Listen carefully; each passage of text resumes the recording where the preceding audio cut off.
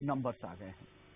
चलिए, लेकिन बाजार पर रणनीति बताने के लिए हमारे साथ रेलिगेयर ब्रोकिंग से अजित मिश्रा जुड़ गए हैं। अजित, स्वागत है आपका। सबसे पहले इंडेक्स पर आपका एक व्यू जानना चाहेंगे। ग्लोबल संकेत तो अमेरिकी बाजारों से काफी अच्छे थे, हालांकि एशियाई बाजार उस तरह से डिस्काउंट नहीं कर पा रहे हैं।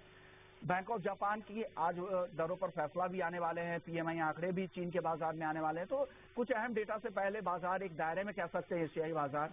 गिफ्ट निफ्टी भी दायरे में है। निफ्टी और बैंक निफ्टी, इन दोनों इंडेक्स के लिए आपका रुख क्या होगा? किस तरह की चाल आज दिख सकती है?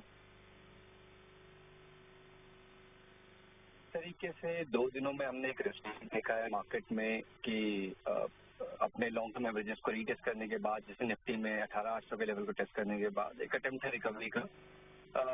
बट देखिए, अभी उतना कहना कि रिवर्सल हो गया है मार्केट में, एक स्ट्रांग रैली देखने को मिलेगी, ये थोड़ा सा जल्दी होगा।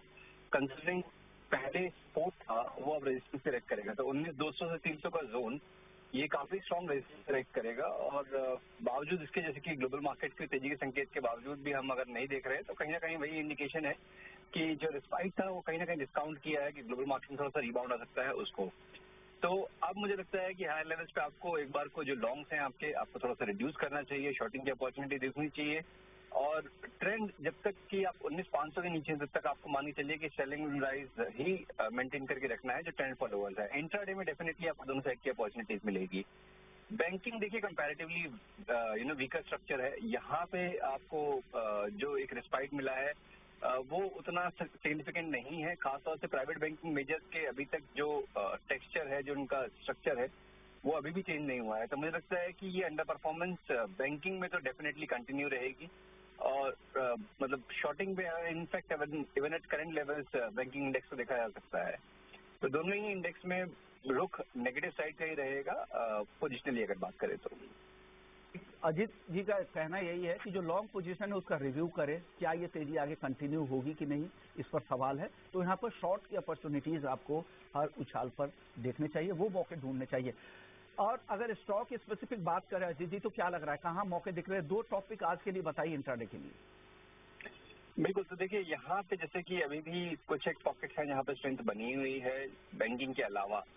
तो स्टॉक स्पेसिफिक अभी भी आप देख सकते हैं, दोनों साइड पे पोजीशन मेंटेन करके रखना चाहिए। और पहली रिकमेंडेशन बाय साइड पे होगी एलआईसी हाउसिंग फाइनेंस की। एक अच्छी रिट्रेसमेंट के बाद यहाँ पे एक रिकवरी का अटेम्प्ट देखने को मिल सकता है, जो कि स्टॉक करीब 468 तक के लेवल तक ले जा सकता है। तो यहाँ पे आप 440 के स्टॉप लॉस के साथ लॉन्ग पोजीशन बना सकते हैं। दूसरी रिकमेंडेशन सेल साइड पे होगी from the FMCG basket ITC. यहाँ पे देखिए काफी टाइम तक कंसोलिडेशन रेंज में ट्रेड कर रहा था, जिसका एक ब्रेकडाउन देखने को मिला है।